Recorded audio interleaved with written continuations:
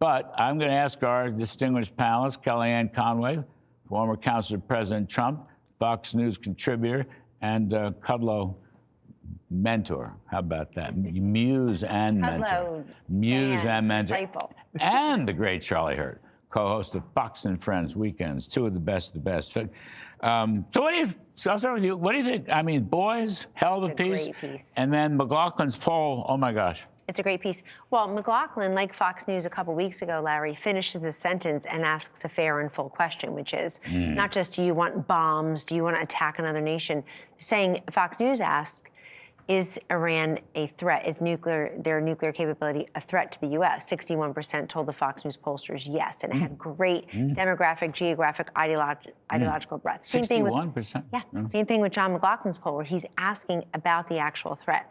Look, in the first term, in Trump 1, what the president was able to do with the Abraham Accords in terms of economic and overall security and diplomacy, and what he was able to do with energy independence brought us to this moment. And then the work he did in the last year of Trump 2 in the Gulf states, I think buckling with those relationships in a tight way that the neighbors of Iran understand we are their allies. Peter Navarro also has an op-ed in the Wall Street Journal today, and it says there's always been this hidden tax on our oil from Iran that ultimately prices are going to go down. And the people who are screaming about Trump and Burgum and Wright are missing the point. We have done this now because Marco Rubio said Iran was capable of making 100 of these missiles a month, in addition to the 1,000 one-way drones they already possess, and we're capable of making 6 to 7 interceptors a month, so you do the math. Right. So the president is on solid ground to have done this, and I think there's a collision of arrogance and ignorance among the left in not supporting him, not allowing politics to stop at the water's edge and saying, this will keep us more safe, and this will stop 5 decades of terror and rain on their own people, but as importantly, Iran threatening to hold us all hostage over energy. The thing is, one of the things I admire about this piece, and it's one of the things I admire, I know David Boies down through the years. I've been with him at conferences. Actually, I helped him set up a speech once. He used to come on my old show on another network. In the middle of cases, he would come on. I mean, the guy's he's a hell of a defense lawyer, et cetera, et cetera. But he acknowledges factually the Iranian threat. In other words, I look at some of these Democrats, with the senator from Connecticut, what's his name, Chris Murphy. I mean, they're crazy. There is a threat. There is a nuclear threat. There is a ballistic missile threat, and there is a terrorist threat. And Boies acknowledges that. Yeah. In other words, those are the hard facts. So you may not like Trump. Fine, you can back somebody else, but to oppose the war itself is to do your country and your children a great disservice. I mean, that's going to play. Am I wrong?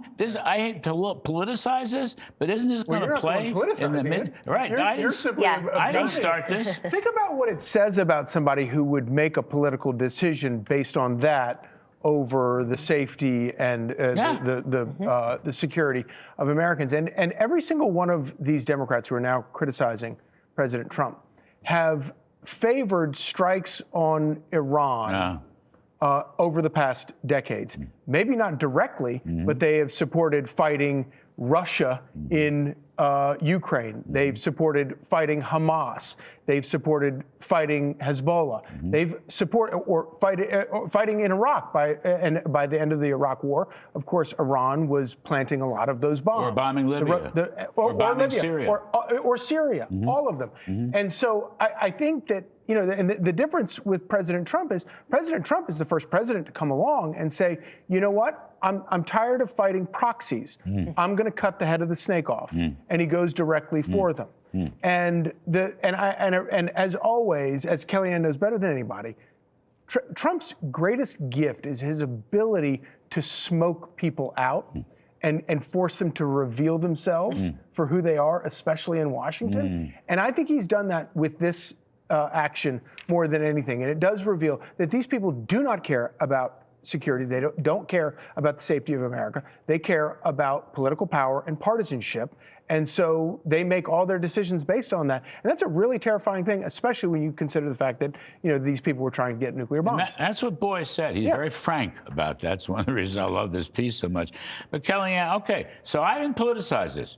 The lefty media is politicized this. Yes. It's all about Trump. It's Trump, Trump, Trump. And you read the headlines. It's again today in the Wall Street Journal, of all places, notwithstanding the New York Times and the Washington Post. Okay, they're basically suggesting that America's losing the war, okay? You see it everywhere, okay? Planting these ambiguities, some of which, by the way, get completely canceled.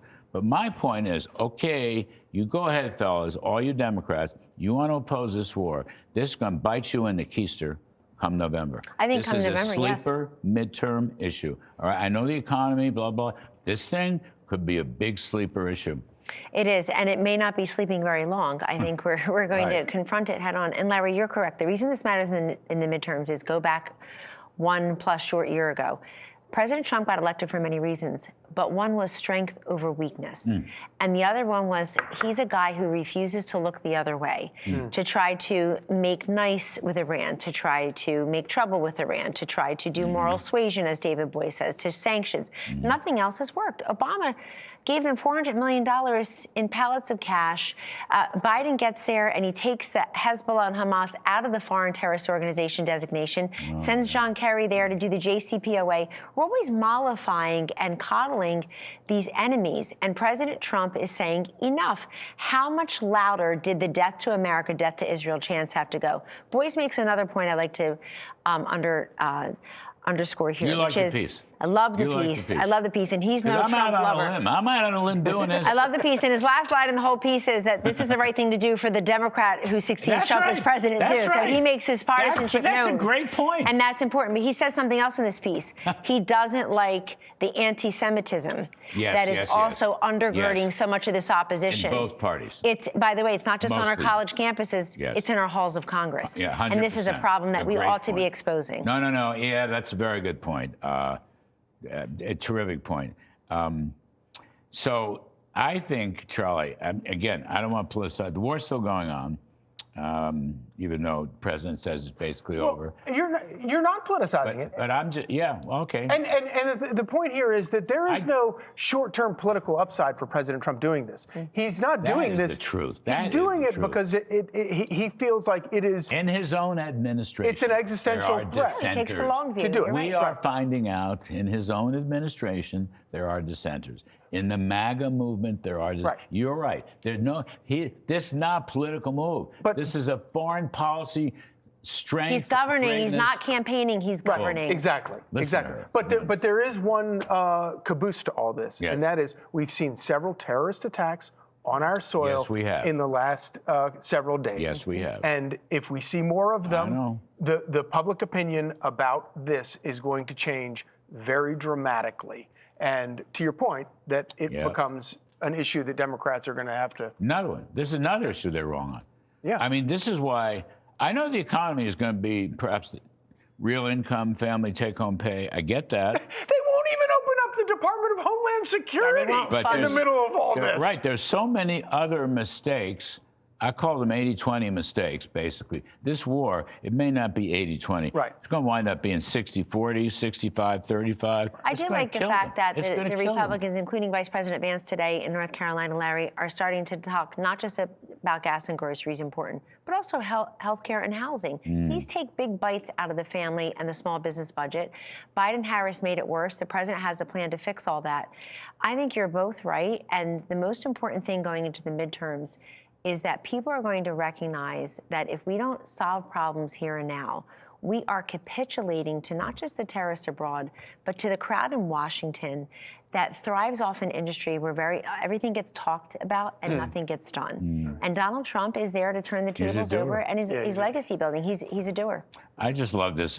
We have to get out, but I just love this beginning. Every past president since Bill Clinton, Republican and Democrats alike, has declared that Iran shouldn't be permitted to develop nuclear weapons, right? That's so easy. Okay, here's this next line.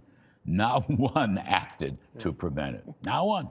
All right? Every president since Reagan has condemned Iran's role in terrorism against American citizen interests and allies.